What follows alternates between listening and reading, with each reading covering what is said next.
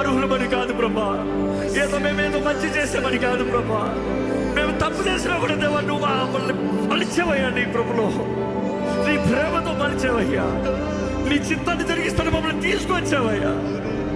ఈరోజు జ్ఞాపకం చేసుకుంటామయ్యా, మా జీవితంలో ఏదైనా మంచి ఉందంటే అది నీ కృపను బట్టి, మా బట్టి బాగాదయ్యా, నేను చేసిన కార్యాలు బట్టి కాదు, ఆ మంచిదనం మా గొప్పను బట్టి కాదు ప్రభా, అది కేవలం నీ కృపే.